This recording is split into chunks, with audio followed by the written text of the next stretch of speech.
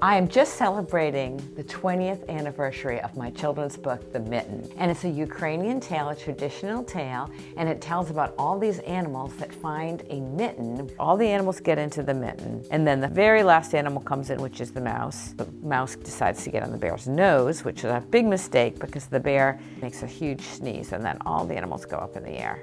And these are all the animals that appear. There's the bear with a mouse on his nose. We have the fox, the owl, the badger, the mole, the rabbit, and the hedgehog. And that's the animal I've chosen to draw for you.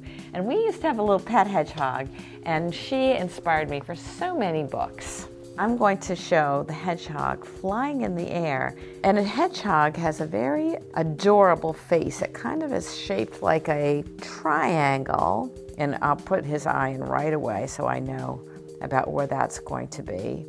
And then his ear maybe will be right there. And I'll make a rounded hill. That's his back. And this is where his prickles start. And now he's tipped up a little bit, so you see his front paw. It almost looks like a little monkey hand. And I've got the toes all kind of spread as if he's looking for a soft place to land. And of course, he's going to land in the snow, so we know nothing's going to happen bad. And then here's his back foot, shaped a little bit differently. And that was what was so good about having a hedgehog. I could turn that hedgehog upside down. She didn't mind that. And look at what her feet look like upside down. So now I've put in my sketch with a pencil, and I'm going to mix a little bit of yellow and blue and brown to get the kind of fawn color on his face. So I've got that fawn color, and now I'm going over it with just some water because I want it to smooth it out.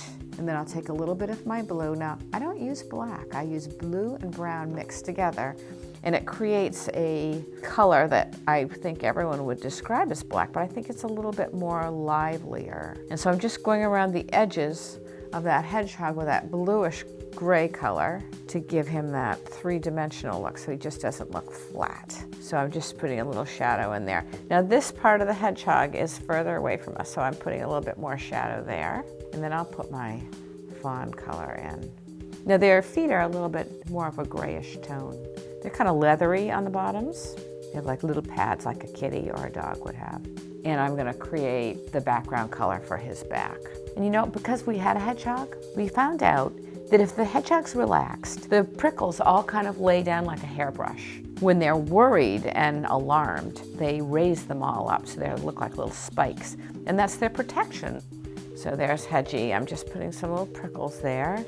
And then what I generally do, I never really outline as such, but I might want to work on his legs because I can see it's kind of disappearing into his fur there. So I'll just take my brush and give that a little bit more shading.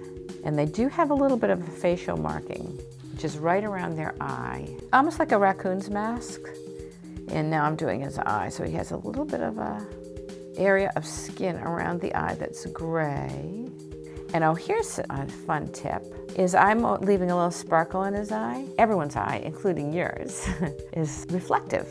And then this is one of the tricks that I'll use, is I'll take my brush, fill it with water, and then just take a little bit of paint off, and that gives it a realistic look. And then that skin around his eye is just going to be just a dark gray color, almost a little bluish. And same with his nose. I'm giving it kind of a bluish tint. Of course, he is flying through space. I'll just show a little bit of the landscape, which will be this lots of big piles of snow. So he's going to have a happy landing. Don't worry about Hedgie. And then an artist should always sign their work. There's Hedgie flying through space.